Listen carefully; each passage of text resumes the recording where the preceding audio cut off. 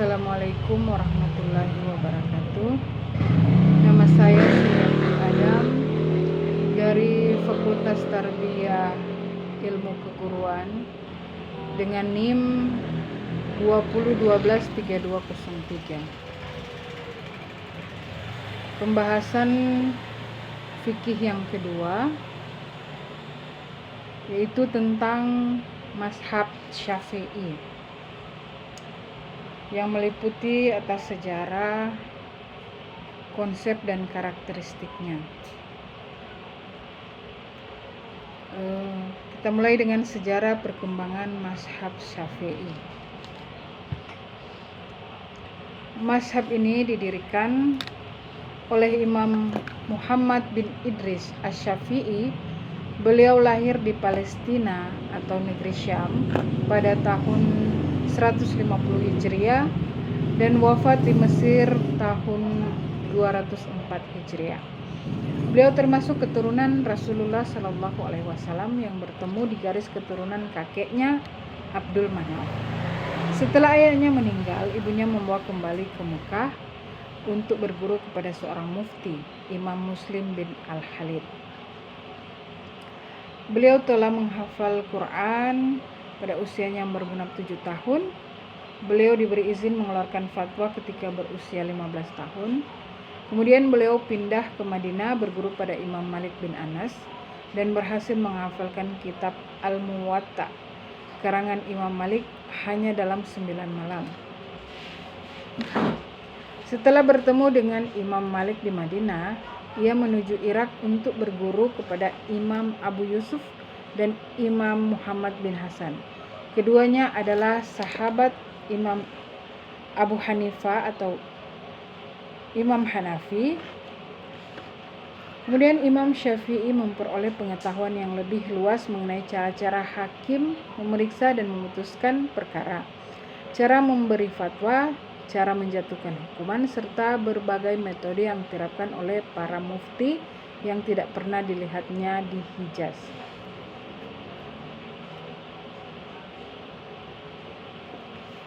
Aktivitas di bidang pendidikan dimulai dengan mengajar di Madinah dan menjadi asisten Imam Malik.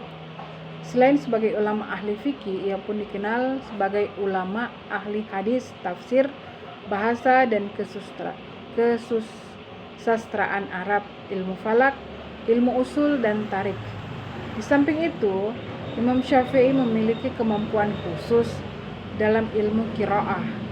Ia sangat mahir dalam melakukan ayat-ayat Al-Quran. Suaranya yang bagus dan bahasanya yang fasih memukau setiap orang yang mendengarkan bacaannya. Imam Syafi'i diberi gelar Nasir As-Sunnah, artinya pembela sunnah atau hadis, karena sangat menjunjung tinggi sunnah Nabi Muhammad SAW, sebagaimana ia sangat memuliakan para ahli hadis. Karena sangat mengutamakan sunnah, Syafi'i menjadi sangat berhati-hati dalam menggunakan kias. Menurutnya, kias hanya dapat digunakan dalam keadaan terpaksa atau darurat, yaitu dalam masalah muamalah kemasyarakatan yang tidak didapati teksnya atau nasnya secara pasti dan jelas di dalam Al-Quran dan hadis sahih, atau tidak dijumpai ijma' pada sahabat. Kias tidak dibenarkan dalam urusan ibadah karena segala yang menyangkut ibadah sudah tertera nasnya dalam Al-Quran dan As-Sunnah Nabi Muhammad. Dalam mengisbat atau mengambil dan menetapkan suatu hukum, dalam kitab Ar-Risalah, Imam Syafi'i menjelaskan bahwa ia memakai 5 dasar, yaitu Al-Quran, As-Sunnah, Ijma', Qiyas, dan Istidlal atau penalaran. Adapun beberapa kitab yang telah ditulis oleh Imam Syafi'i yaitu sebagai berikut. Yang pertama Ar-Risalah, Al-Musnad, Al-Ikhtilaf, Al-Hadis.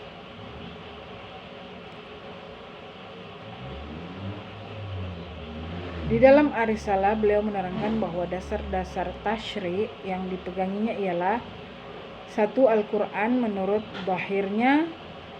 Kedua, as-sunnah walaupun ahad. Tiga, ijma. Dan keempat, qiyas. Dasar pertama dalam menetapkan hukum dalam Al-Quran. Imam Syafi'i dahulu melihat makna lafzi atau perkataan Al-Quran. Apabila suatu masalah tidak menghendaki makna lafzi, ia mengambil makna majasi atau kiasan. Apabila dalam Al-Quran tidak ditemukan hukumnya, ia beralih pada sunnah Nabi Muhammad SAW. Dalam hal sunnah, ia juga memakai hadis ahad atau perawinya satu orang di samping yang mutawatir. Perawinya banyak orang selama hadis ahad itu mencukupi syarat-syaratnya. Jika dalam sunnah belum dijumpai nasnya, ia mengambil ijma sahabat. Setelah mencari dalam ijma sahabat tidak juga ditemukan ketentuan hukumnya, ia melakukan qiyas. Imam Syafi'i telah dapat mengumpulkan antara tarikat ahlur ra'i dengan tarikat ahlul hadis. Lantaran itu menjadilah mazhabnya tidak terlalu cenderung kepada ahlul hadis dan tidak terlalu cenderung kepada mazhab ahlur ra'i. Beliau menerima Al-Quran, as-sunnah, al-ijma, al-qiyas dan al-istidlal, tetapi menolak istilah yang dipegang oleh Abu Hanifah dan maslahah mursalah yang dipegangi oleh Malik. Di antara kitab Asy-Syafi'i yang terpenting yang sampai kepada kita ialah Ar-Risalah dalam bidang uslul fikih, Al-Um dalam bidang fikih, Mukhtaliful hadis dan Musnad dalam bidang hadis.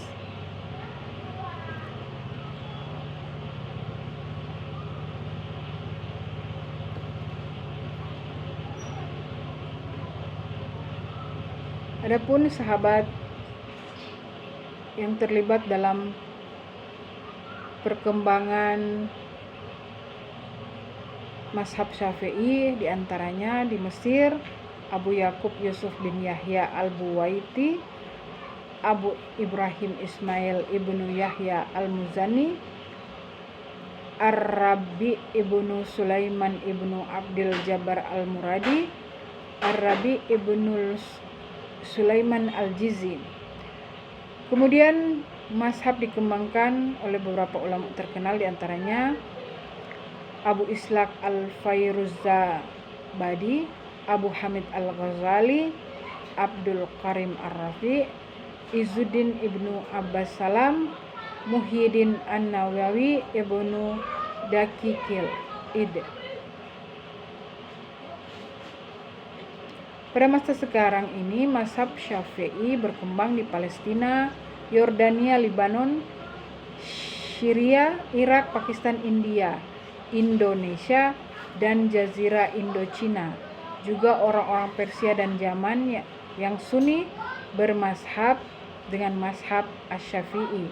Sekitar 100 juta umat Islam menganut mazhab Asy-Syafi'i.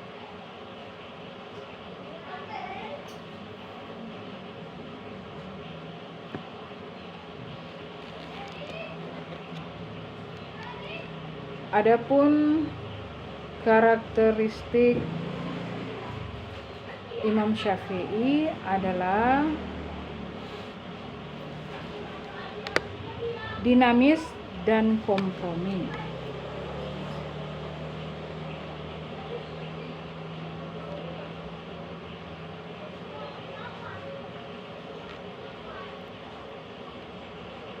Seperti ketika ia akan berkunjung ke Mesir, Imam Syafi'i terlebih dahulu menggali informasi terkait kondisi Mesir pada saat itu. Arabi sebagai muridnya memberikan informasi bahwa kondisi di Mesir saat itu terbagi menjadi dua kelompok. Kelompok yang menganut mazhab Maliki dan kelompok menganut mazhab Hanafi. Keduanya sama-sama kukuh dengan pendapatnya sehingga menimbulkan kerenggangan di antara mereka. Melihat kondisi Mesir tersebut, Imam Al-Syafi'i memiliki niat yang mulia, yakni mendamaikan dua kelompok aliran yang sedang berselisih, sebagaimana disebutkan Ar-Rabi bahwa Imam Al-Syafi'i pernah berkata, "Saya ingin datang ke Mesir, insya Allah saya akan datang dengan mendamaikan kedua kelompok."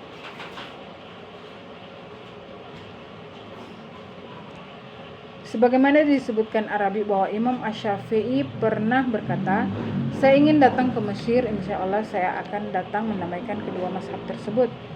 Kedua mazhab tersebut, Maliki dan Hanafi, selalu berselisih karena berbeda cara pandang dalam menggali hukum. Imam Malik, pendiri mazhab Maliki, berpendapat bahwa jika dalam Al-Quran tidak ditemukan hukum dari suatu masalah, maka yang menjadi dasar selanjutnya adalah hadis Rasulullah SAW. Baik hadis tersebut mutawatir, yaitu diriwayatkan oleh banyak orang lebih dari 10, maupun ahad yang diriwayatkan oleh 1-9 dalam tiap tingkatannya, baik hadis tersebut sahih maupun dhaif. Dalam kata lain, kelompok ini juga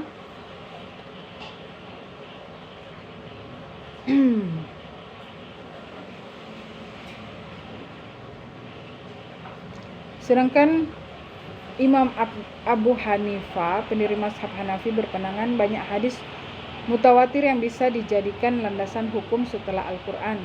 Jika hadis tersebut tidak mutawatir, maka langkah selanjutnya adalah melakukan ijtihad dengan akal atau ahlu ra'yi. Hal ini cukup lumrah karena kondisi Irak pada masa itu sedang ramai-ramainya pengaruh keilmuan dari barat termasuk filsafat. Dua perbedaan inilah yang coba dikompromikan oleh Imam Asy-Syafi'i dalam pengantar kitab Ikhtilaf al-Hadis. Imam Syafi'i menjelaskan periwayatannya satu orang atau ahad bisa diterima dengan beberapa syarat. Salah satunya periwayat tersebut harus kredibel, terpercaya, dan juga harus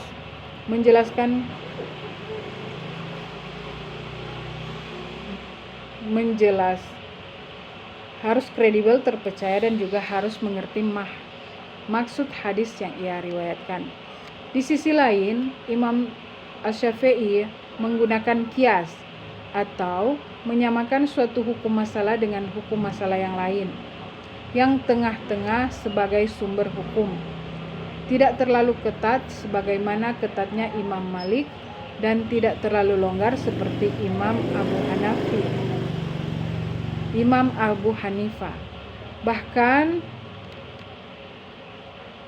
menurut Syekh Ali Jum'ah dalam Tarik Ushul Fiqih bahwa Imam Asy-Syafi'i sampai menjadikan qiyas dan ijtihad dalam satu makna. Ijtihad itu qiyas, tutur Imam Asy-Syafi'i.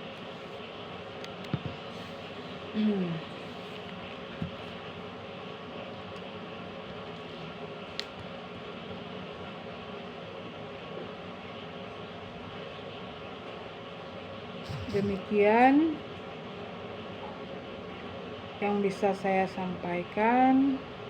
Mohon maaf atas segala kekurangan.